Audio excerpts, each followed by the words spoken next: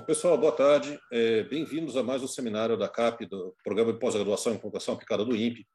No seminário de hoje, a gente vai ter uma palestra do Dr. Leandro Toss Hoffmann, que é daqui do INPE mesmo, que era da Divisão de Sistemas de Solos do INPE, e agora é da COPLT.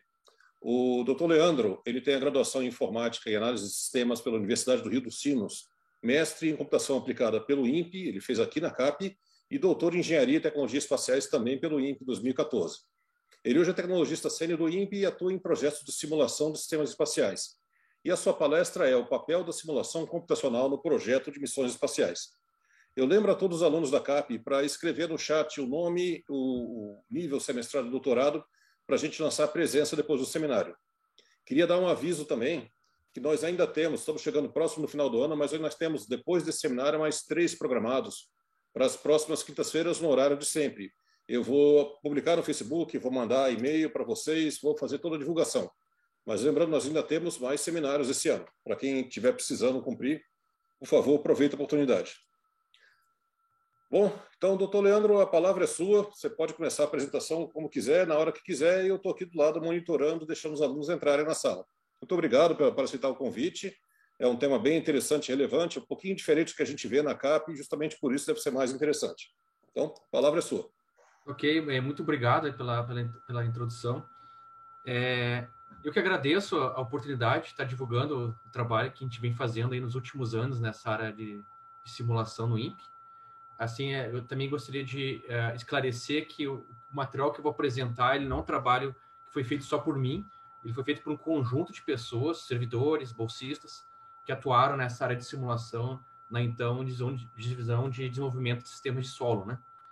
Então, eu também gostaria de agradecer a todos os colegas aí que participaram desse movimento. Ana Maria Ambrosio, Denise, Rotondi, o pessoal da DCS como um todo. Bom, então, essa apresentação, no tempo aí que planejei de 40 a 50 minutos, eu dividi ela em, essencialmente, 4 partes. Então, a primeira parte, eu vou falar um pouco sobre engenharia de sistemas espaciais. Então, para dar assim, uma base para quem não conhece muito essa área de satélites, né, um pouco subsistemas, então falar um pouco o que é engenharia de sistemas espaciais. Na sequência, eu vou então apresentar alguns exemplos, rapidamente, de que tipo de atividade de engenharia espacial são apoiadas por simulação, né, ao longo da fase do projeto. A terceira parte vai falar sobre os componentes que compõem assim, a arquitetura de simuladores, como é que um simulador de satélites, então, ele é composto, quais são os seus módulos e como é que eles são intercambiáveis. E, por fim, falar um pouco do desenvolvimento e as perspectivas de pesquisa que a gente conduziu aqui no INPE, né? Então, alguns trabalhos e ideias de trabalhos futuros, né? Então, são esses 4 pontos. Rafael, se eu quiser usar um ponteiro aqui para marcar na apresentação, eu posso usar o próprio mouse, aparece ou não? Aparece pequenininho, mas aparece. Ok. Bom, então, falando um pouco sobre engenharia espacial, as características comuns de projeto de sistemas espaciais, elas são basicamente essas. Elas têm um ciclo de vida relativamente longo. Então, missões espaciais aí, mais simples, de 3 a 5 anos, missões mais complexas, décadas. A gente tem o caso agora do James Webb, que é um dos maiores telescópios já construídos espaciais, vai ser lançado em dezembro, demorou 10 anos, mais de 10 anos para ser feito, gastou mais de 10 bilhões de dólares. Eles são multidisciplinares, envolvem várias áreas da engenharia, não só engenharia, mas outras áreas de conhecimento também. Tem muitas interfaces entre equipamentos, tem muitos interessados, que a gente chama, né, stakeholders, tanto os usuários, quanto os operadores, quanto agências de fomento, governos, empresas. Geralmente, eles carregam uma boa dose de inovação nas suas áreas de conhecimento. Então, existem satélites que são feitos para resolver problemas que nunca foram resolvidos antes, então tem uma boa dose de inovação.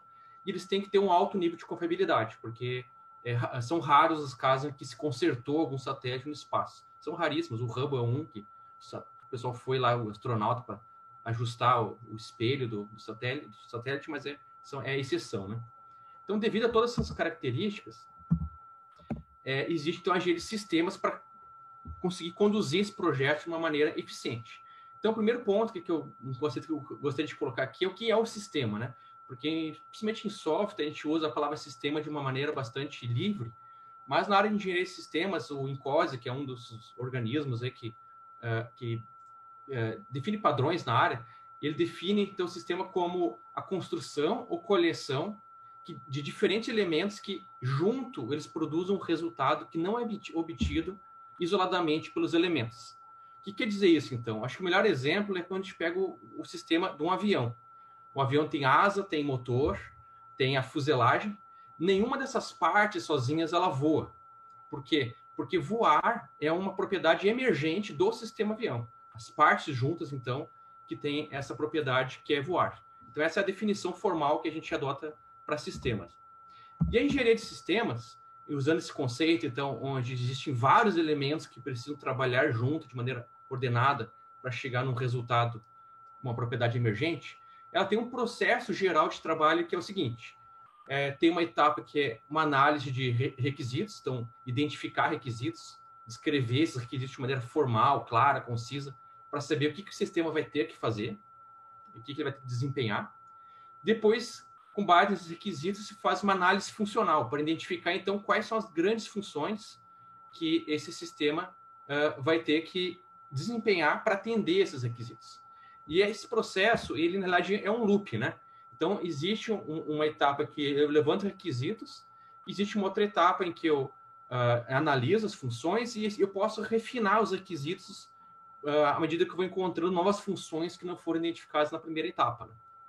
Depois da análise funcional, vem, então, um projeto. Eu vou fazer uma síntese da minha arquitetura, de maneira que eu possa, então, agrupar essas funções e dar uma solução física de como que esse sistema, então, ele vai implementar essas funções. E, de novo, eu tenho um loop aqui, onde, à medida que eu vou identificando uma solução para o meu sistema, às vezes eu tenho que refinar minhas funções e, às vezes, eu tenho que também atualizar os meus requisitos. Além disso, existe um loop aqui, que é um loop de verificação, que é, então, eu garantir que esse projeto de síntese, ele, de fato, atende os meus requisitos, para não chegar com uma solução que o usuário final não pediu, digamos assim, né? E, por quarto, mas não menos importante, eu tenho, então, atividades de análise do sistema, de maneira a otimizar e controlar todo esse processo.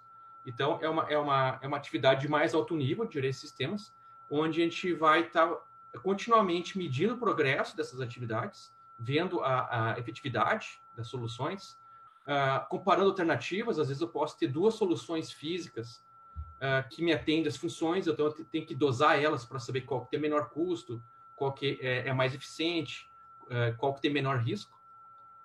E também muito importante nessa quarta caixinha aí é gerenciar e configurar interfaces. Então, porque como existem muitas disciplinas envolvidas, o controle de interface é essencial para quando a gente juntar isso tudo, a coisa para em pé e funciona, né? Então, essa é uma visão geral de como é que funciona a engenharia de sistemas. Então, aqui é uma outra visão também que mostra, então, que a engenharia de sistemas ela tem esse papel de capturar essas necessidades das partes interessadas, que aqui não é só o usuário, né? Como eu comentei, pode ser também todos que estão direto ou indiretamente envolvidos no processo, no produto, né, e podem ser afetados, e traduzir, então, essas necessidades em especificações para as diversas disciplinas da engenharia que vão ser necessárias para esse projeto. Então, por exemplo, suprimentos de energia, controle, telecomunicações, controle térmico e assim por diante. De maneira, então, a gerar um produto, entregar um produto dentro do escopo que é necessário para o usuário final, e dentro de um custo e um prazo aceitável e com a qualidade necessária. Então, esse é o processo, a estratégia como um todo. Então, agora, olhando especificamente para um sistema espacial, eu coloquei essa figura para mostrar, de maneira geral, como é que é uma arquitetura de uma plataforma espacial, uma arquitetura típica, né? Esse é um desenho de umas primeiras concepções da plataforma multimissão, que foi desenvolvida aqui no INPE. Ela foi atualizada depois, ela não é exatamente assim, mas mostra como, então, essas áreas da engenharia, como eu comentei antes, suprimento de energia, controle, propulsão, comunicação, elas são rearranjadas para cumprir a missão do satélite. Então, aqui a gente tem, por exemplo, um elemento central, que é o computador de bordo. A gente chama o subsistema de supervisão de bordo, onde ele vai processar todos os telecomandos que chegam de terra, ele vai formatar as telemetrias coletando parâmetros desses vários equipamentos e vai transmitir para a Terra. E vai ter também alguns automatismos que podem ser implementados nesse computador para dar uma certa autonomia. Eu tenho também a parte de telecomunicações em vermelho, onde eu tenho os transponders para modular o sinal, então, em radiofrequência, para se comunicar com a Terra. Eu tenho o sistema de suprimento de energia, que são os painéis solares, mais um equipamento conhecido como condicionamento da potência e distribuição para as unidades, e junto com um conjunto de baterias, então, que garante o funcionamento do satélite quando ele está na sombra da Terra, né? Eu tenho aqui também representado o sistema de propulsão, que é um tanque mais os propulsores, e o sistema de controle de altitude, em amarelo, que é formado por sensores e atuadores. Sensores para determinar a orientação do satélite no espaço, os atuadores para comandar, então, e controlar essa orientação. E o desenvolvimento todo desse sistema espacial, tipicamente é realizado em fases, em 7 fases. Esse aqui eu usei a representação da Agência Espacial Europeia, mas as fases utilizadas pela NASA, elas não são muito diferentes disso. Também são 7 fases. Muda um pouco algumas etapas intermediárias, a nomenclatura, mas no geral é a mesma filosofia. E qual que é essa filosofia? Tem uma fase 0, onde eu vou conceber a missão. Então é aquela parte inicial, onde eu vou consultar o usuário, saber o que eles precisam, o que é o produto final que eles vão necessitar, e uma concepção de missão de alto nível. Eu vou precisar de um satélite, uma constelação, eu vou precisar de estações terrenas aonde. Então, é uma primeira fase. O que define também essas fases do projeto é que, para eu passar de fase, sempre existe uma revisão formal, onde há uma banca que avalia, então, os objetivos dessa fase, se eles foram atingidos ou não, e autoriza, então, a continuação do projeto para uma próxima fase. Então, no caso da fase A gente chama de fase de análise de viabilidade, onde essa arquitetura que foi concebida na fase 0, ela é avaliada do ponto de vista de viabilidade técnica, existe tecnologia para fazer aquilo que está se propondo, e também do ponto de vista programático, né? Se o risco é aceitável, se o custo é viável, se o prazo também é viável. E tanto na fase 0 quanto na fase A, já começa a atividade de levantamento de requisitos, formalizar, então, esses requisitos.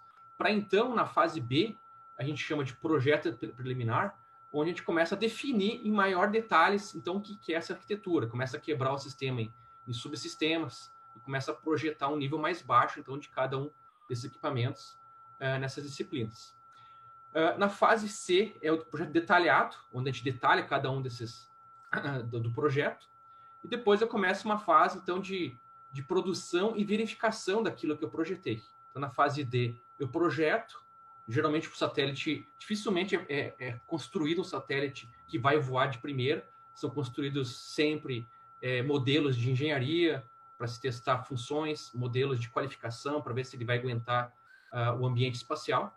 Então, tem toda uma etapa de produção desses modelos e verificação. E, finalmente, na fase E, a gente chama de fase de operação, que é depois do lançamento, eu faço os últimos testes em órbita do satélite e libero ele, então, para uso. Então, essa fase ela pode demorar também vários anos, dependendo do tipo de missão. E, no final, eu tenho a fase de descarte. Hoje, cada vez mais tem a preocupação em deixar o espaço limpo, né? Tornar o espaço limpo. Então, quando o satélite já está com seu uso degradado, pode existir uma operação para derrubá-lo ou colocar numa órbita de cemitério, que se chama, né? E importante também falar que essas fases elas são adotadas em vários níveis do projeto, tanto no nível da missão como um todo, nível de engenharia de sistemas, quanto no nível de subsistema, quanto no nível de equipamento. Então, à medida que eu vou detalhando o meu produto em componentes, em camadas de detalhes, eu vou repetindo esse processo até que eu produzo o elemento mais simples e vou integrando com os elementos até chegar no subsistema e satélite. Então, é exatamente o modelo de filosofia em V que a gente implementa em software usa bastante, né? Que é eu sair de uma abordagem top-down, produzir e depois integrar num bottom-up, né? Então, essa é uma visão geral da área. E agora eu vou passar rapidamente por tipo de atividade de engenharias então, que são apoiadas por simulação. Então, lá no início, a gente tem atividade de concepção, de definir a arquitetura. Então, é utilizado, por exemplo, pacotes de prateleira, né, softwares comerciais, como esse é o caso do STK, que eu coloquei como exemplo, onde a gente faz simulações para definir a órbita do satélite, o tipo de orientação que esse satélite vai ter no espaço, posicionamento de possíveis instrumentos que serão utilizados, de maneira que a gente consiga definir esses grandes parâmetros da arquitetura da missão. Saber onde que vou colocar as estações terrenas, com isso eu começo a medir qual que é a taxa de dados que eu vou conseguir ter. Então, é uma simulação sem grandes fidelidades do ponto de vista dos equipamentos, mas que dá uma visão importante, geral, de como é que vai funcionar, vai operar o meu sistema. Ainda na fase de concepção, eu posso desenvolver alguns modelos um pouco mais refinados para entender como é que minha carga útil, meu instrumento vai funcionar no espaço, né? Então, isso aqui é uma simulação que a gente fez para a missão EQUARS, no qual a gente entendia como é que um instrumento que ia medir uma região que a gente chama de região da anomalia do Atlântico Sul, como é que o instrumento ele ia fazer medições então de elétrons presos nas linhas de campo da Terra, quando é que ele ia conseguir então mapear, né, e cobrir a região de interesse, que é a região da ação. O instante consiga ter uma ideia também, em função da órbita, qual região que ele ia mapear e com qual taxa de revisita, né? Então, isso é importante para a gente tirar os grandes requisitos de utilidade da missão, né? Para garantir que aquela missão, quando for lançada, de fato vai ter um benefício para a sociedade, né? Depois a gente tem simuladores que a gente chama de domínio específico, que cada uma daquelas áreas de engenharia, né, da parte de eletrônica, de telecomunicações, de controle, ele acaba usando, então, ferramentas específicas do seu domínio, né? Então, eu coloquei aqui um exemplo de algumas, por exemplo, na parte de estimar qual vai ser o modelo de controle de órbita-atitude, eu posso ter modelos e simuladores movidos em cima do MATLAB Simulink, onde eu vou estimar, por exemplo, o erro de apontamento que essa missão vai ter e saber se ela vai atender o requisito do instrumento. Eu tenho modelos aí que são derivados do desenho de CAD, né? Por exemplo, no Inventor, onde eu faço uma análise modal do instrumento, aqui já é uma simulação mais no nível do equipamento mesmo, para saber se a frequência de vibração dele ela vai estar numa faixa tolerável em função para sobreviver ao lançamento. O foguete vai ter uma vibração que ele vai impor, boa parte por questão de ruído acústico do foguete, e saber então se esse instrumento ele vai aguentar até chegar ao espaço. Tem outros que são para simulação de circuitos eletrônicos. Então, quando eu também estou projetando a parte eletrônica do meu equipamento, eu posso simular o desempenho e até antecipar ruídos que essa eletrônica pode conter. E também simuladores do tipo SyndaFluent, onde eu faço análise térmica, tanto do satélite quanto do meu equipamento, para saber qual que vai ser a faixa de ciclagem ou a faixa de operação que eu vou conseguir deixar esse instrumento operando em solo. Esse é um outro exemplo de atividade que é de validação de equipamentos. Em alguns casos, eu estou desenvolvendo um equipamento que ele é muito crítico ou muito específico, no qual eu tenho que adaptar um simulador para testar ele especificamente. E quanto mais cedo eu fizer isso no ciclo de desenvolvimento, mais tempo eu vou ter para corrigir eventuais problemas antes da integração do satélite. Então, esse aqui é um exemplo de um simulador de cena que a gente colaborou com a área de sensores do INPE, onde eles desenvolveram um sensor autônomo, um sensor de estrelas autônomo. O que é esse equipamento? É um equipamento que ele tem essencialmente uma câmera que fica olhando o céu, e ele tem um software embutido no qual ele consegue reconhecer as estrelas do céu e com isso saber para onde que ele está apontando. Então, ele é um sensor de determinação de atitude bastante preciso, que é utilizado nos satélites. Só que para testar esse equipamento em terra, eu tenho limitação. Eu até posso colocar ele do lado de fora e apontar para o céu, mas eu tenho muita limitação do ponto de vista da atmosfera, do ponto de vista de esperar uma condição do céu para fazer um teste, e a injeção de erros também fica comprometida. Então, para isso, a gente desenvolveu um simulador no qual, por computação gráfica, a gente simula uma cena do céu, através de um apontamento que a gente escolhe. E esse equipamento aqui mais à esquerda, ele tem um micro tela, um micro monitor VGA, onde ele projeta, então, essa simulação de computação gráfica diretamente na ótica do sensor de estrelas, de maneira que o sensor de estrelas acha que está no espaço e a gente consegue, então, fazer os testes nele. Então, é um outro exemplo. Outro uso que é muito utilizado é a simulação com hardware em malha fechada. Então, quando eu tenho um ocupador de bordo, eu quero testar como é que esse ocupador está desempenhando, mas eu ainda não tenho sensores atuadores, então eu ligo o ocupador de bordo, aqui, né, essa caixa preta na direita, num sistema chamado de EGCE, que é um sistema de suporte de solo elétrico, onde esse sistema, que também contém um simulador, ele vai simular todos os sinais elétricos e o que o ocupador de bordo estaria lendo dos sensores, e também ele vai interpretar os comandos que o ocupador está enviando, de maneira que eu consiga fechar uma malha de controle, por exemplo, em terra.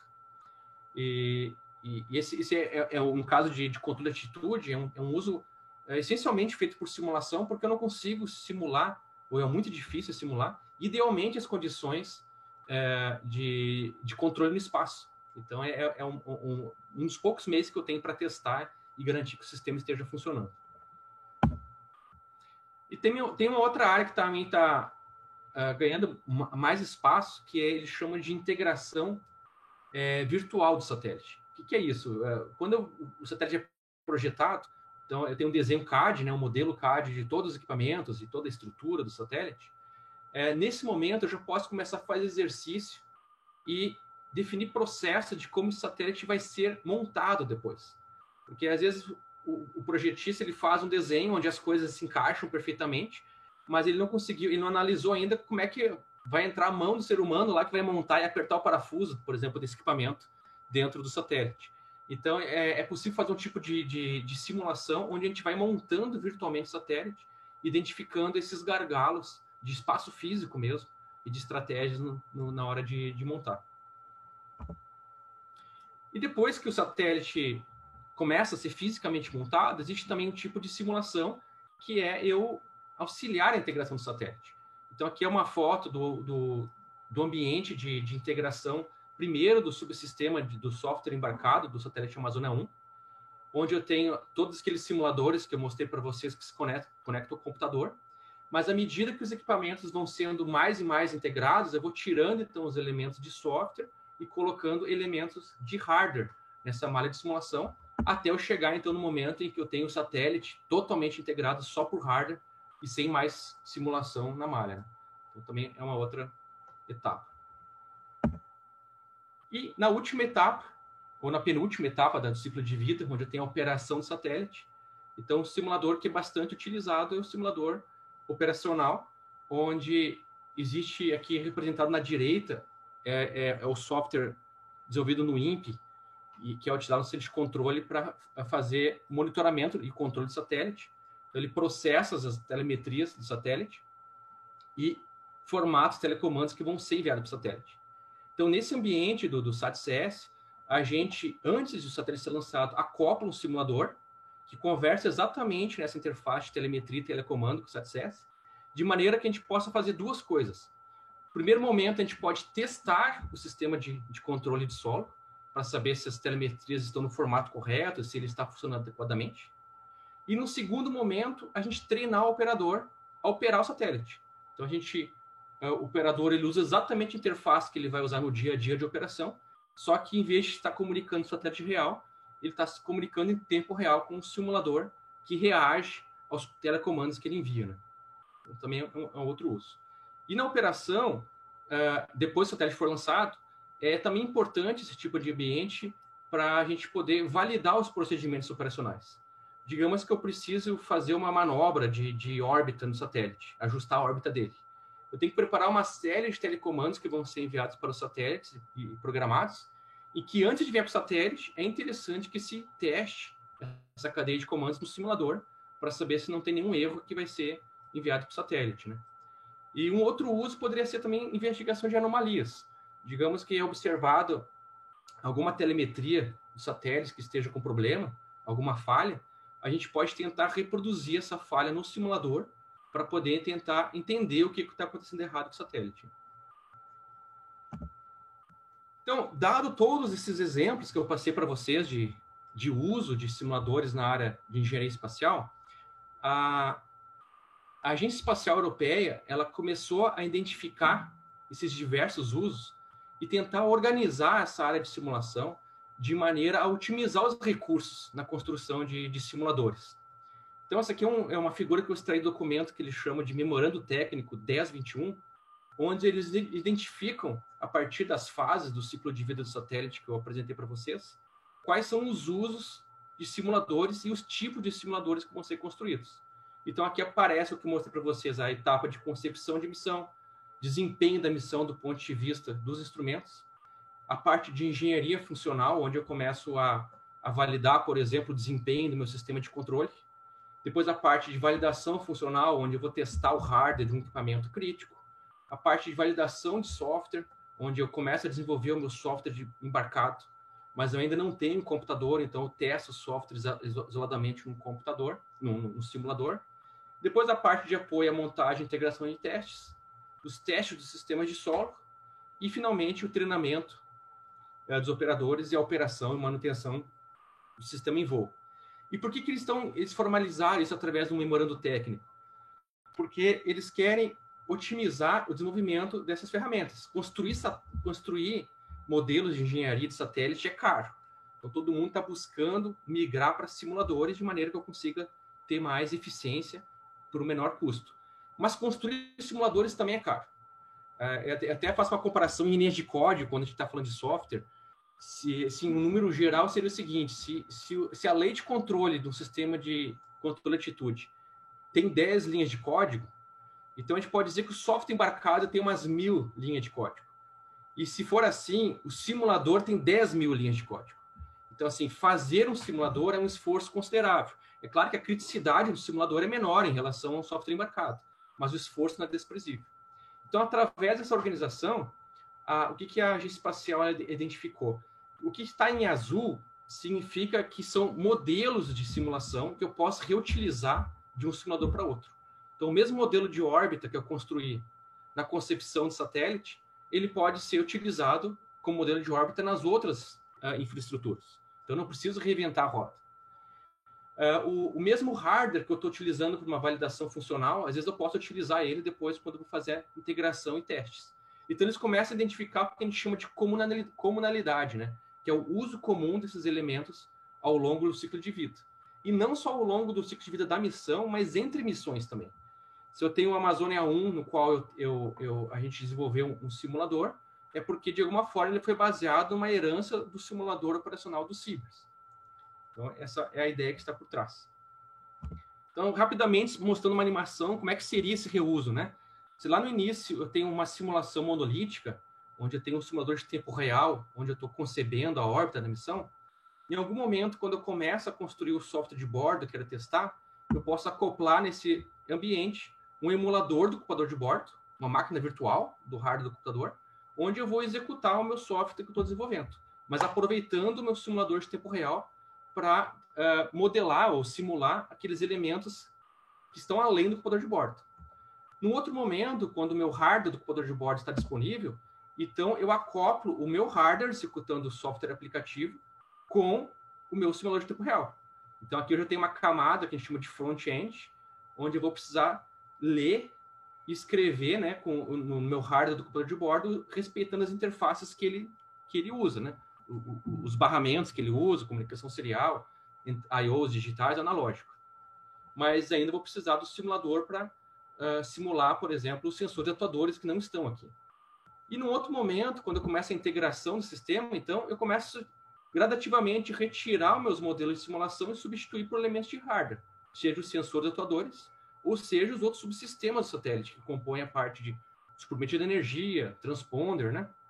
E assim por diante. Mas eu ainda preciso manter o meu core de simulação de tempo real, porque a órbita eu ainda preciso simular. Não tem como fazer o satélite voar, né? Ou imitar o voo dele sem a simulação. E por fim, eu retorno àquela configuração onde eu tenho meu emulador do computador de bordo para eu transferir essa infraestrutura para o centro de controle, onde vai ser então acoplado o sistema de controle da missão para treinar os operadores. Então, esse é basicamente um resumo de como é que funcionaria essa ideia de reuso, né? Então, agora, terceira parte, eu vou falar um pouco mais agora de detalhes técnicos de como é a arquitetura de software desses sistemas de simulação. Então, aquele mesmo documento da Agência Espacial Europeia, que é o TM1021, ele já identifica qual que é uma arquitetura padrão, uma arquitetura de referência de um sistema de simulação. E ela está sintetizada nessa figura aqui que eu vou explicar. Então, o meu modelo do virtual do sistema, ou seja, aqui em verde, que é o modelo do meu satélite, ele é composto de uma infraestrutura de simulação, que a gente pode também chamar de kernel de simulação. Então, é um software genérico que permite executar modelos de simulação genéricos. Sobre ele, então, eu configuro modelos dos diversos elementos do meu simulador.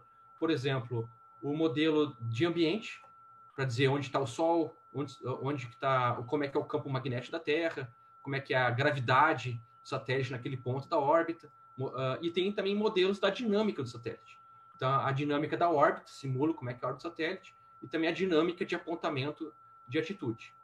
Além disso, eu tenho modelos de solo, que é justamente para eu poder simular aquele protocolo de comunicação de telemetria e telecomando, o meu sistema de controle de missão.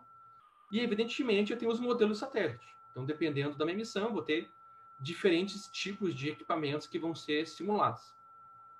E um desses modelos especiais é o modelo do computador de bordo, que num primeiro momento ele vai ser emulado para rodar o software real, que vai ser embarcado posteriormente, e num segundo momento ele pode ser um computador de bordo hardware, no qual eu vou ter uma interface, um equipamento de interface para se comunicar com o meu ambiente de simulação.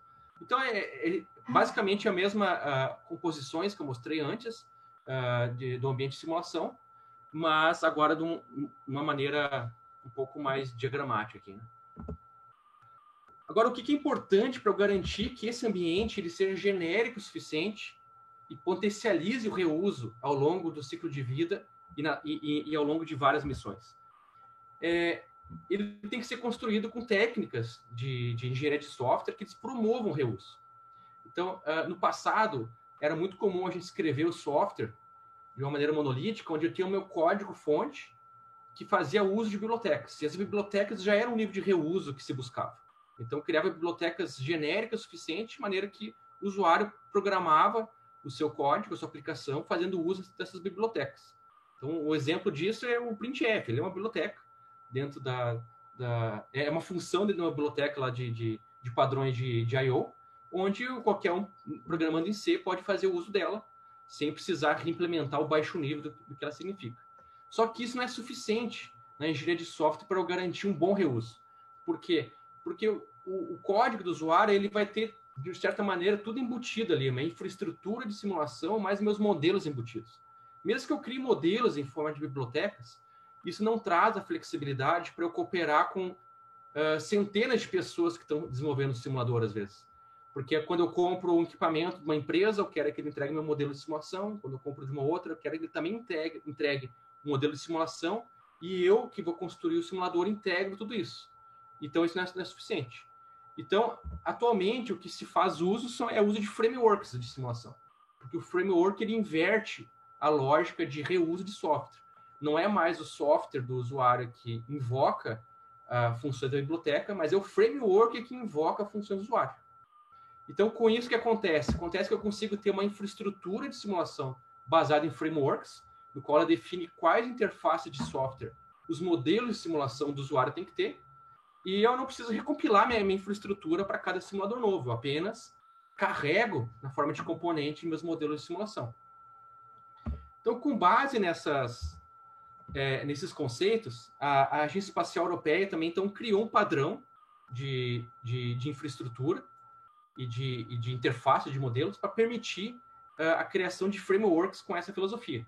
Então, eles criaram um padrão baseado em Model Driven Architecture, né? No qual eu tenho uma camada em que eu defino os meus artefatos de simulação independentemente de plataforma. Então, porque é basicamente XML nessa primeira linha, onde eu posso descrever meus modelos com uma metalinguagem, onde eu falo quais são as entradas e saídas desses modelos, como é que eu vou executar esse modelo. Então, eu tenho todas as propriedades descritas desse modelo na forma de um XML ou qualquer outro tipo de representação de metadados. E, a partir dela, então, eu vou programar meus modelos especificamente na linguagem C ou uma outra linguagem de preferência e vou encapsulá-la numa DLL. E em tempo de execução, eu vou ter um outro descritor em metamodelo, que é um assembly, onde eu vou dizer como é que eu vou montar a minha simulação. Então eu preciso 2 modelos de sensor de estrelas, porque eles estão apontando cada um para um lado. Eu preciso do modelo de órbita de tal tipo e vou montando, então, o meu simulador através de um XML. Que o meu ambiente de simulação, minha infraestrutura, vai ler, então, esse XML, vai carregar as minhas DLLs e vai compor em tempo de execução a minha simulação de uma maneira flexível. E para isso, eles criaram, então, um padrão que a gente chama que eles chamaram de Simulation Modeling Platform, que é o SMP2. Esse é um padrão europeu, ele virou uma SSS ST4007, onde ele descreve todos os serviços de simulação que uma infraestrutura deve ter para servir aos modelos, por exemplo, serviço de log de parâmetros, serviço de escalonamento de tarefa, serviço de referência de tempo e controle do tempo da minha simulação, seja ela em tempo real ou em tempo acelerado, e serviço de gerenciamento de eventos também. E também define como que meus modelos vão ter que criar a sua casca, o seu wrapper de software, de maneira que ele possa ser carregável pela infraestrutura, né?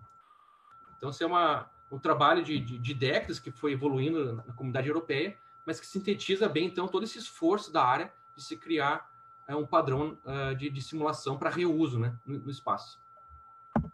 Aqui eu vou passar rapidamente, só para vocês terem uma ideia. Quem tiver interesse pode me escrever, fica à vontade para ter mais informações. Mas a ideia, então, do framework é basicamente aqui eu ter um metamodelo, onde ele define interfaces que o meu modelo aqui embaixo ele vai ter que implementar se ele quiser ser carregado dentro de uma infraestrutura de simulação compatível. Esse padrão também ele define um ciclo de estados do meu simulador.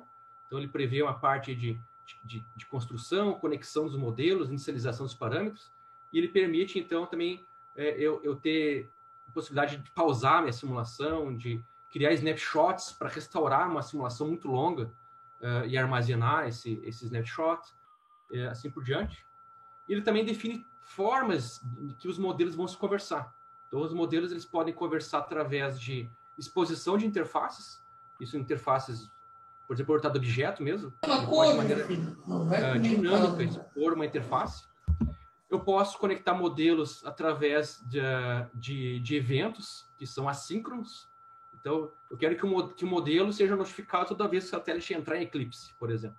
Então, vai ter um modelo que está simulando eclipse, e ele vai notificar quem quer saber a hora que entrou em eclipse. É uma outra forma de fazer isso. E também tem um jeito mais tradicional de se construir simulação, que é através de fluxo de dados, onde eu tenho parâmetros de 2 modelos que são trocados. Então, um modelo ele provê um parâmetro para um outro consumir, né? Modelo de produtor-consumidor de fluxo de dados. E, além disso, a agência espacial, dentro desse padrão SMP, ele também definiu uma série de artefatos do metamodelo e um processo de atividades que devem ser desempenhadas para se configurar e construir uma simulação. Então, passando rapidamente, eu tenho aqui uma fase de projeto, onde eu vou desenhar os meus modelos de simulação, uma linguagem, por exemplo, UML, na qual eu possa exportar essa representação UML para o catálogo, que é o meu XML, que vai dizer quais são o meu catálogo de modelos. Então, tem uma fase de validação desse projeto. Depois eu vou implementar os meus modelos, então, através da descrição XML que vem do modelo UML, eu vou codificar especificamente meu modelo e gerar via um compilador um artefato binário para ser carregado. Depois eu tenho a parte de integração, onde eu vou descrever aquele assembly, falar quais modelos vão participar de um cenário e como é que eles estão conectados. E, por fim, eu vou descrever também via metamodelos como é que esses modelos vão ser executados e configurados na inicialização. É todo um fluxo de um processo para construir a simulação nesse ambiente SMP2, né? Bom, passando agora para a última parte da apresentação, aqui eu vou mostrar um pouco, de maneira mais geral, né, que tipo de pesquisa e desenvolvimento de simuladores a gente conduziu aqui na então divisão de sistemas de solo nesses últimos anos, né? E falar um pouquinho também de alguns desafios, algumas visões futuras que a gente tem aí que vai abordar essencialmente essas infraestruturas de simulação, emulação de computador de bordo, cenários com hardware na malha e outra área de pesquisa que a gente também conduziu, que é sistemas de simulação interativos, né, com interfaces mais amigáveis para a gente poder controlar e interagir com a simulação. Bom, a experiência do INPE aí no sistema de desenvolvimento de sistemas de solo, ela começou desde a primeira missão espacial que o INPE teve, que foi a criação dos satélites SCDs. Então, junto com a missão espacial, já nasceu essa necessidade de se ter simuladores operacionais, justamente para treinar operadores e validar o sistema de solo, como eu comentei no início. Então, evidentemente que isso foi bem antes de eu entrar no INPE, mas toda essa história que eu estou contando para vocês tem essa bagagem. Então, no início lá era um simulador em Fortran, né? Depois já se começou a usar um simulador feito em C++, para o CyberZoom. Esse simulador, o SimC, ele foi, na realidade, provido pelo lado chinês da cooperação, mas ele foi especificado pelo lado brasileiro. Na sequência, a gente teve um projeto de um satélite com a França, é o FBM, é o microsatélite franco-brasileiro, onde também se iniciou um desenvolvimento em C e C++ desse simulador.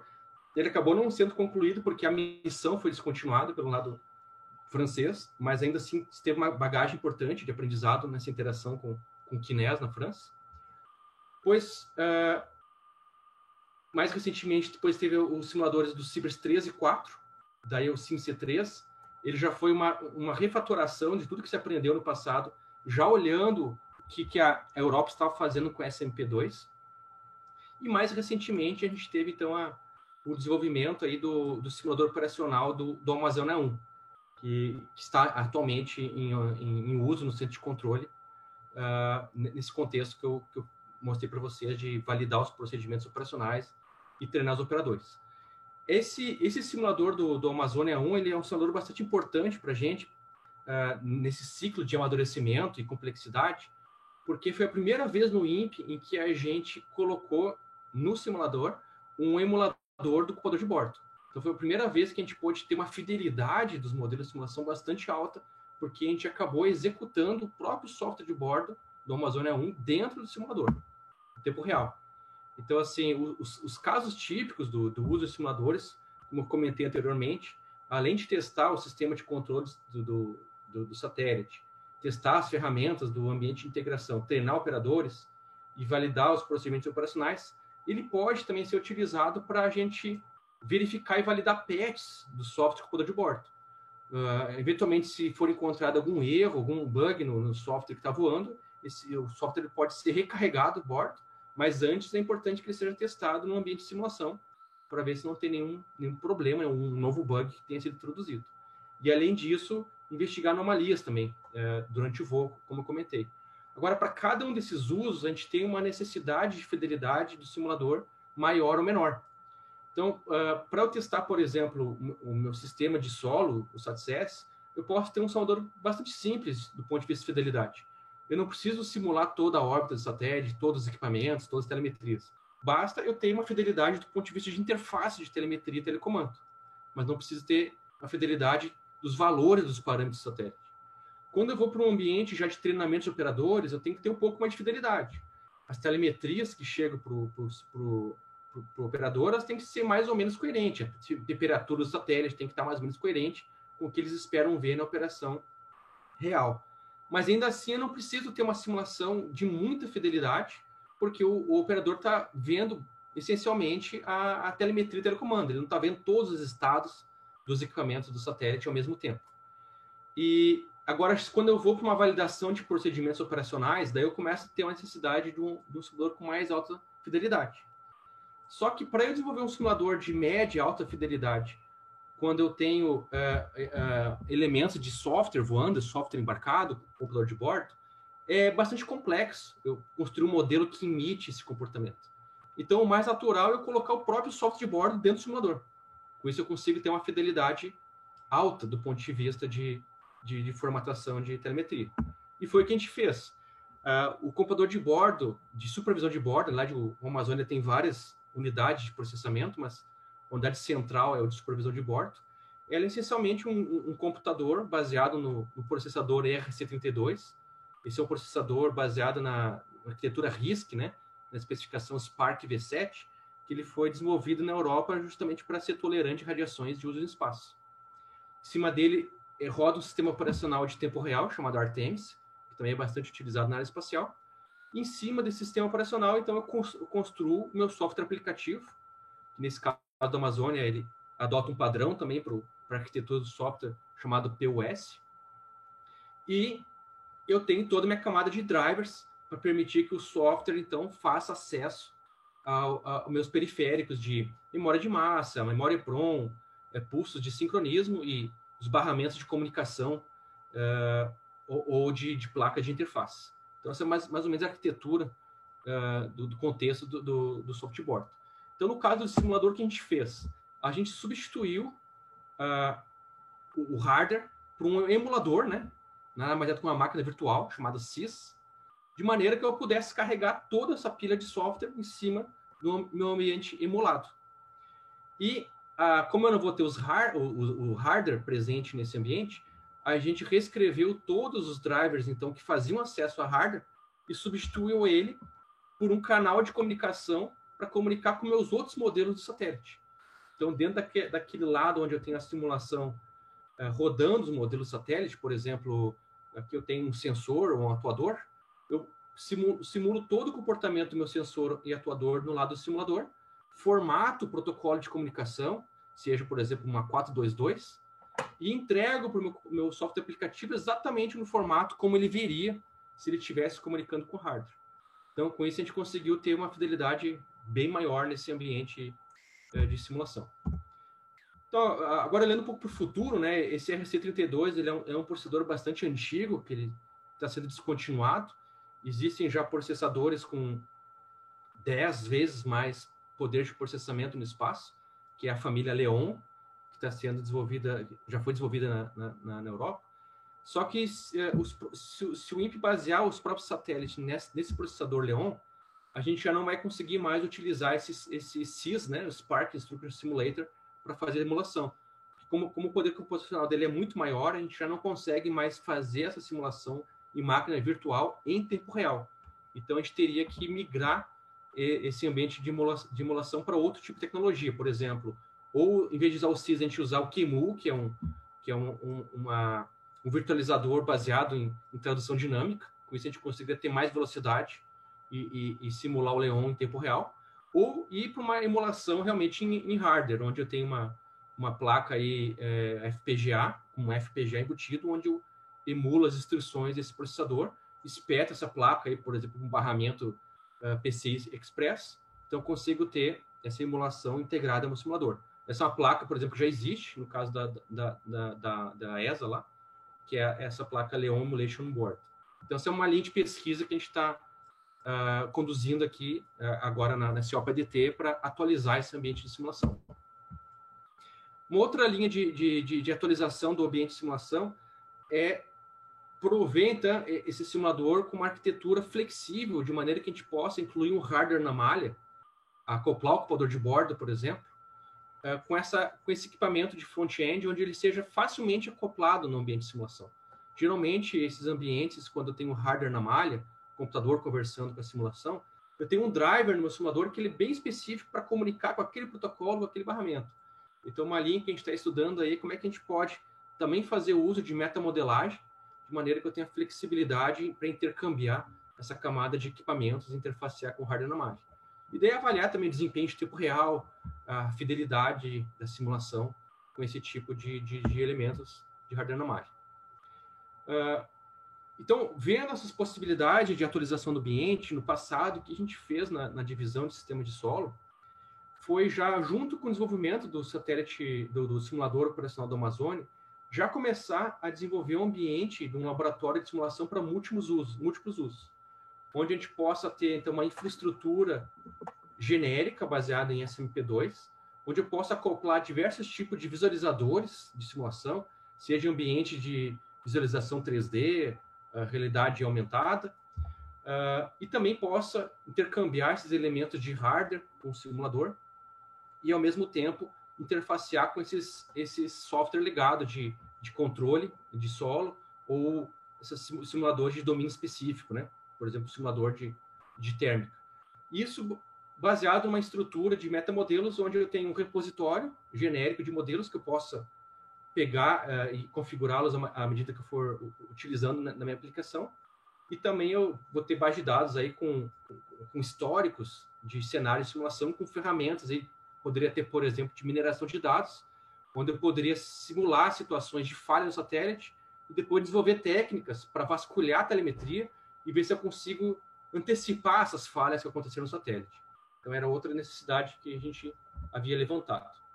E daí, a gente conseguiu, nesses últimos anos, evoluir da seguinte maneira. A gente criou uma infraestrutura totalmente nova dentro da divisão, que não é a infraestrutura que foi utilizada agora no Amazônia 1, mas é uma infraestrutura que ela já é compatível com a SMP2.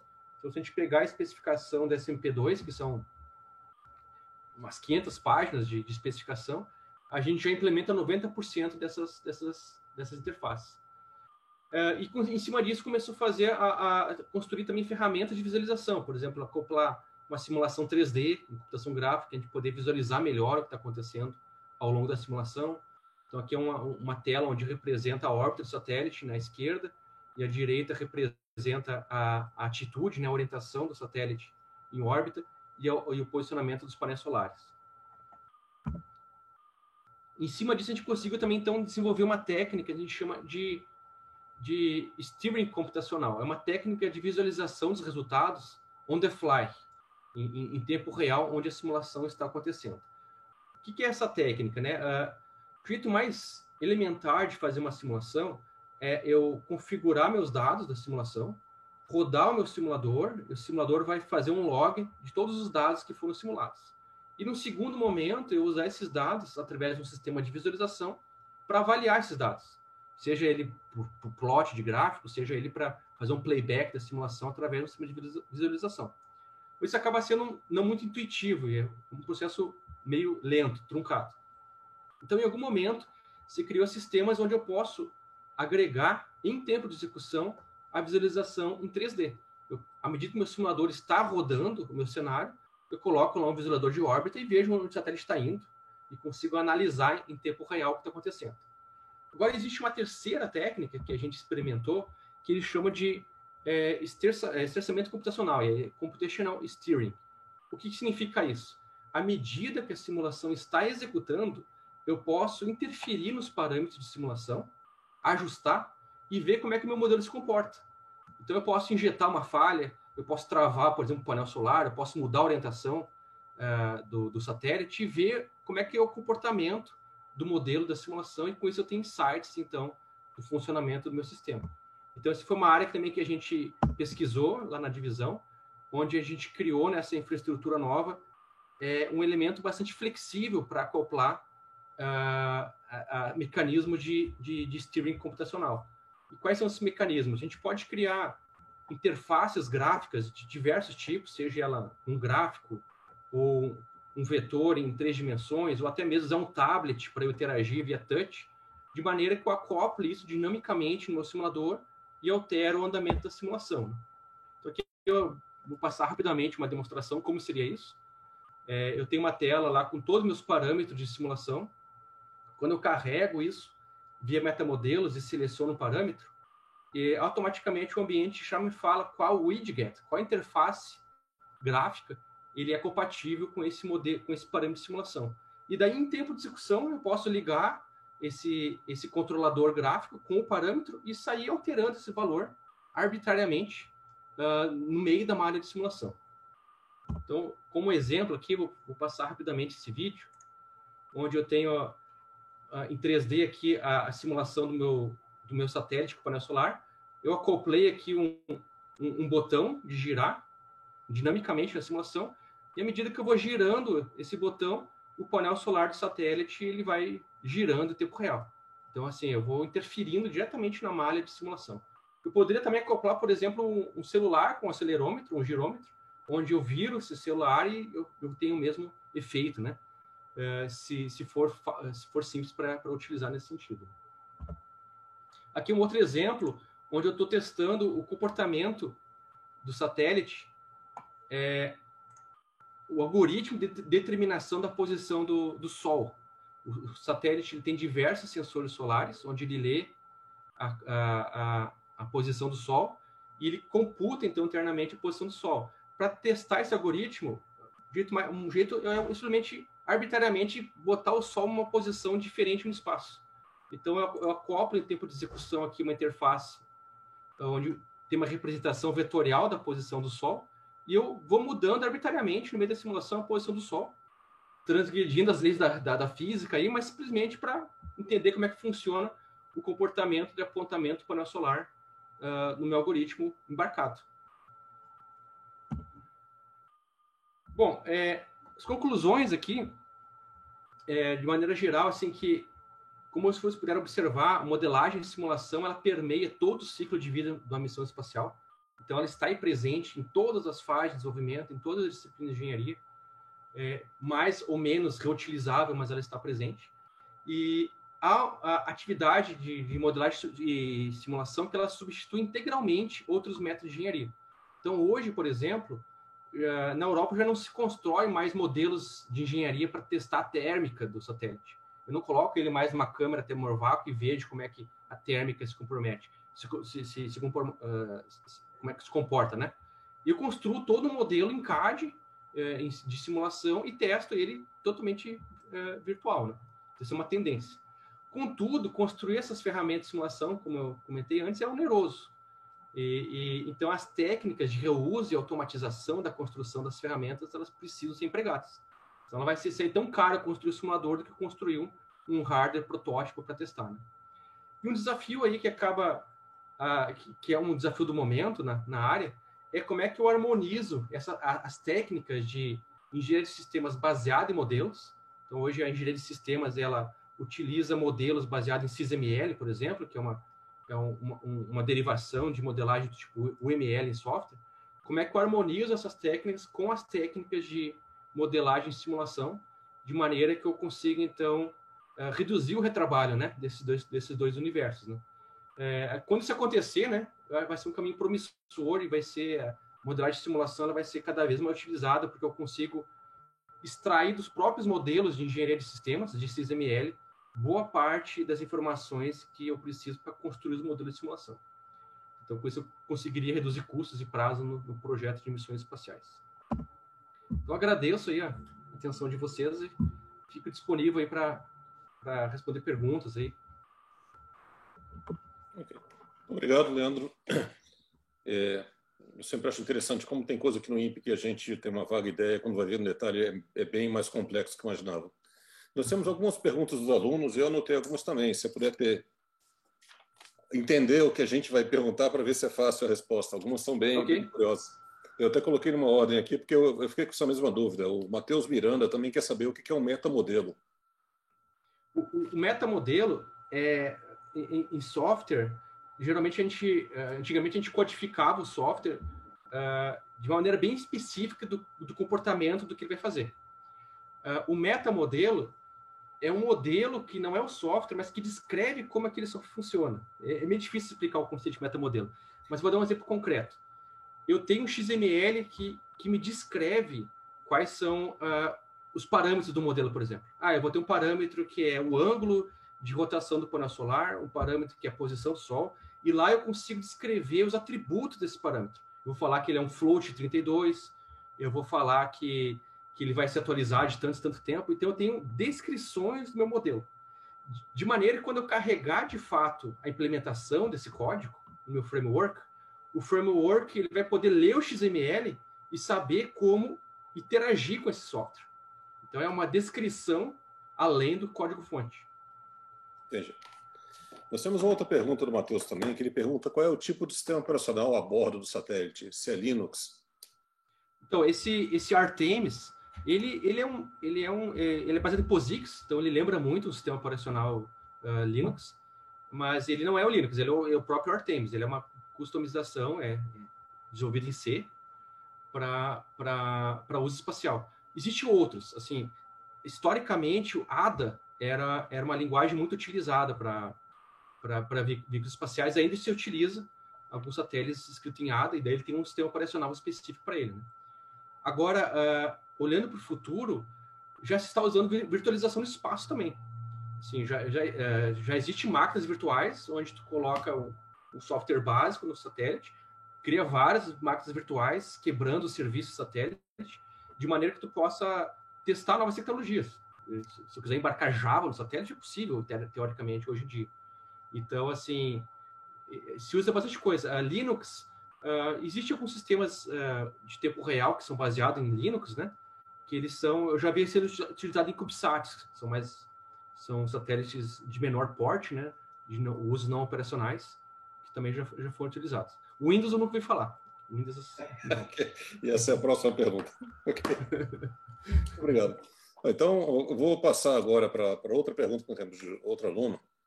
O Denis quer saber se na validação do software, por exemplo, na emulação do computador de bordo, qual a porcentagem aproximada de códigos de teste unitário de pequenas partes do código e testes funcionais com relação ao código do emulador? Se eu tiver lido a pergunta errada, você pode ver ela no chat aí. Deixa eu abrir o chat aqui. Tem já o botãozinho embaixo, na barrinha de baixo, tem chat do lado dos participantes do share screen. Tá. Botãozinho de baixo, o chat. Ok. Então, nesse ambiente que a gente construiu do simulador operacional, a gente não trabalhou na validação do softboard. Isso foi feito por uma outra equipe. Então, eu não poderia se estimar assim, qual que é o percentual, né, de código de testes unitários entre um e outro, né? E certamente o número de testes unitários no software de bordo foi muito maior do que no do simulador. Apesar de eu ter comentado que as linhas de código do simulador são muito maiores do que o software embarcado, mas a criticidade do software de bordo é maior. Então, assim, o cuidado e o formalismo para se testar e se integrar certamente foi muito maior, né? Agora, comparar, assim, comparar o número de percentual não saberia te dizer. Daí tem o tamanho da equipe também, né? Isso, logo depois dessa. Como esses desenvolvimentos eles foram acontecendo ao longo de muitos anos, o software de bordo do Amazônia 1 ele foi, na realidade, contratado por uma empresa argentina, que ela forneceu hardware e software tanto do subsistema de supervisão de bordo, quanto do subsistema de controle de órbita e atitude. E esse contrato ele iniciou em 2009. E lá na equipe, vários colegas do INPE, a gente acompanhou esse desenvolvimento in-house, lá na empresa, justamente para a gente absorver parte dessa tecnologia. Então, lá tinha toda a equipe da empresa trabalhando no software, eu diria umas 10 pessoas em tempo integral. Depois de algum momento, esse produto foi entregue, mas o satélite ele acabou sofrendo modificações na arquitetura, e o software teve que ser adaptado. E daí essa adaptação ela já foi feita integralmente pela equipe aqui do INPE, que ela tinha, de cabeça agora eu não vou lembrar exatamente, mas ela tem uns 3 ou 4 servidores do INPE e mais alguns bolsistas, né, trabalhando. Então, também não passou de 10 pessoas trabalhando nesse software. Mas no tempo, vocês veem que é bastante tempo. Já no simulador, é bem menos pessoas. Esse kernel que foi utilizado no simulador foi basicamente feito por uma pessoa, pela Denise Rotondi, porque eu estava trabalhando naquele outro kernel que implementou as interfaces SMP2. Uma parte da interface gráfica desse aplicativo ele foi herança do simulador dos Cibers. A gente reaproveitou e foi feito por 2 bolsistas. E a parte do emulador, especificamente, a gente fez um contrato industrial com uma empresa que para desenvolver aquela camada de drivers e fazer essa integração do emulador com o simulador. E nessa empresa estavam trabalhando 2 pessoas também em tempo integral para desenvolver esse software. Agora, na ESA, né, eu participei, eu fiz um estágio na Agência Espacial Europeia, justamente nessa área dos ambientes de simulação. Eles tinham de 60 a 100 pessoas trabalhando na área de simulação. Cada uma dessas partes que eu descrevi na arquitetura, modelagem, infraestrutura, cenários, ferramentas de modelagem, tinha um servidor da ESA com um contrato industrial que multiplicava a força dele por 10. Né? Então, é nessa ordem de grandeza. Ok. Nós temos uma pergunta agora, um pouco diferente do Adriano, que me chamou a atenção. Ele quer saber se existe a possibilidade de colaboração e ou uso dessas ferramentas desenvolvidas no INPE por pessoas que não estejam envolvidas no projeto. Se são ferramentas open source. Sim, elas não são ferramentas open source, porque o INPE ele não tem uma política muito clara ainda de open source, apesar da área lá de geoprocessamento já está mais avançado nisso. Na engenharia a gente não teve ainda uma política clara de como é que a gente disponibilizaria isso. Mas, assim, a gente está aberto a cooperações, e seja tanto na parte acadêmica ou tanto na parte industrial, porque esse software está registrado no NPI, então ele tem um registro, a propriedade intelectual está garantida por INPE. Então, assim, é possível, quem tiver interesse, procurar a gente, e a gente pode montar um projeto de cooperação, e a gente vê os termos então, de uso, né? Evidentemente, se for um uso comercial, a gente pode pensar no modelo de royalties ou de licenciamento. Agora, se for um uso acadêmico, não teria problema também de passar isso, uma licença no estilo open source. Né? Você sabe, em cima dessa pergunta, Adriano, você sabe se tem algum desses aspectos de modelagem e simulação no CubeSat, no evento que eles fazem todo ano? Porque eles estão fazendo vários aspectos, né? Desde lançamento, projeto. Esse ano eles começaram com análise de dados de telemetria. Então, eu não sei te dizer, Rafael, porque eu não participei diretamente nessa iniciativa do pessoal de CubeSat. Eu acho uma iniciativa bastante bacana, né? Que ela permite disseminar esse tipo de tecnologia cada vez mais na sociedade, mas não sei te dizer. Eu sei que na área de CubeSat como um todo, que o INPE apoia, o sistema de telemetria e telecomando, que é o SAT-CS, também é um sistema bastante flexível, via metamodelos, uma base de dados, tu reconfigura todo o formato de protocolo de comunicação sem ter que recompilar nada. Eu sei que eles estão usando para o Itasat, por exemplo, para o Itasat 2, né? Algumas cooperações nesse sentido eles acabam cedendo. Mas nesse caso desse evento, não sei te dizer, Rafael. Eventualmente a gente pode procurar o Walter e ver se tem assim, porque o evento está crescendo, né? E agora tem vários aspectos. Sim. Não só de hardware, a gente pode conversar com ele para ver se tem um espaço para isso. Nós temos também uma pergunta, a complementação do Matheus. Se o XML é o documento meta que descreve os parâmetros do modelo que você insere no simulador, que cria as condições indicadas no doc. Deixa eu ver se eu entendi. O metamodelo é o documento XML que descreve os parâmetros do modelo. Isso. O metamodelo é essa descrição genérica do conteúdo implementado, né? Então, no caso do SAT-CS, ele é feito via base de dados. Então, eu tenho um modelo ER, né, numa base de dados, onde eu consigo descrever na base de dados todo o formato de protocolo que será utilizado pelo meu motor, então, de formatação e interpretação de telecomandos e telemetrias. No caso de simulador, via XML, porque na época que o SMP2 foi criado, era o tipo de artefato bastante utilizado para fazer essas descrições de metamodelos. Né? Então, sim, no XML que a gente tem, mas na verdade não é o XML, são vários. É um para o catálogo, que descreve o modelo, o outro para montagem, que descreve como é que esses modelos serão instanciados em número e conexões em tempo de execução, um outro para definir o escalonamento desses modelos, e um quarto que são a configuração inicial dos parâmetros. Eu quero que a órbita comece em tal posição, então em tempo de execução tem o XML que descreve isso também. Ok. Pessoal, se alguém tiver mais alguma pergunta, quiser fazer diretamente no microfone ou escrever no chat, já tem um tempo. Eu pediria que os alunos da CAP não esquecessem de registrar lá no chat o nome e o nível, doutorado ou mestrado, para a gente lançar as presenças depois. E tem mais uma pergunta, o Matheus agradeceu o assunto, e eu fiquei mais com uma curiosidade. Teve uma hora que você falou que na simulação, né, em algum ponto de simulação, vocês determinam onde vocês vão colocar as estações terrenas. Sim. Na minha ingenuidade, eu sempre achei que era o contrário. A estação já estava numa posição geograficamente vantajosa para monitorar o satélite. Pelo jeito, não é assim. É que no caso do Brasil, a gente já tem duas estações que a gente sempre vai procurar utilizá-las, né? Seja em Alcântara ou no Cuiabá. Mas é o contrário, na realidade. De acordo com o perfil de operação que eu tenho, a órbita do satélite e a taxa de dados, eu vou ter que definir a posição e o número de estações. Então, por exemplo, no caso de Cuiabá, a estação ela não está em Cuiabá por acaso, né? é porque o tipo de missão que a antena atende, missão de sensoramento remoto e de coleta de dados, ela permite, em Cuiabá, comunicar com o satélite, esteja o satélite em qualquer ponto do território brasileiro. Então, é o centro geográfico do Brasil, de maneira que eu posso estar em cima do Amapá, em cima do Rio Grande do Sul, em cima do Rio de Janeiro, e eu vou conseguir me comunicar em tempo real com a estação. Por que isso? Porque o satélite não tem memória suficiente para eu gravar indefinidamente imagens e depois descarregar isso para a estação. À medida que ele está imagiando, ele já está descarregando. Então, assim, existem missões em que a órbita não permite que eu use o Cuiabá. O caso do EQUARS mesmo.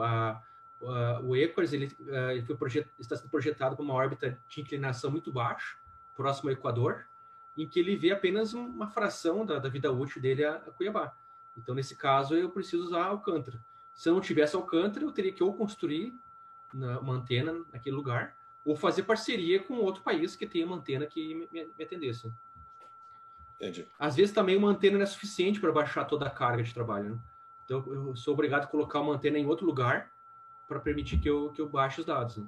Por exemplo, no caso da missão Corot, que é uma missão da França, do CNES, que buscou exoplanetas, o volume de dados era tão grande que eles fizeram uma cooperação com o INPE justamente para usar o Alcântara e dobrar a taxa de dados dele, conseguindo então baixar em Alcântara também os dados. É mais uma novidade. Eu sou mais da área de software e eu sempre penso, não tem memória suficiente, vai lá na Premium, compra mais memória. Não tinha limitação. A questão é sistêmica. De repente, tu tem memória, mas aí tu não vai ter tempo divisado com a estação de baixar todos aqueles dados. Daí eu tenho que botar um transmissor mais potente, mas esse transmissor vai gastar mais energia. E daí eu não vou ter painel solar suficiente para ter energia. Então, é sistêmico. É um cobertor curto. À medida que tu vai melhorando o problema, tu pode ir criando outro. Eu vou botar um painel solar maior, então. Bom, mas o meu controle de altitude não consegue controlar esse satélite tão grande. Botar uma roda maior. Daí a roda gasta mais energia. Então, virou... por isso que a engenharia de sistemas ela é fundamental para realmente balancear a solução, né, do projeto. Legal. Bom, Leandro, novamente eu agradeço. Se ninguém mais tiver nenhuma pergunta, eu vou encerrar o nosso seminário, lembrando que nós temos ainda seminários na semana que vem. Vocês devem estar recebendo por e-mail na lista. E 2 seminários em dezembro. A gente deve encerrar com esses 3 próximos seminários a temporada de 2021. Mas assim que a gente começar seminários de 2022, talvez a gente comece antes do período letivo, porque tem sempre alguma oportunidade, eu aviso a todos por e-mail. Então, eu agradeço novamente ao Leandro, a paciência a didática em explicar um monte de coisa que está aqui do lado e a gente às vezes não fica sabendo. Agradeço a todos e vou encerrar o seminário, então. Ok. E obrigado. Eu estou aqui na sala do prédio do antigo LAC, aqui, sala 19. Quem quiser também tem interesse em saber mais, pode passar aqui ou me escrever. Ok. Obrigado, pessoal. Um abraço.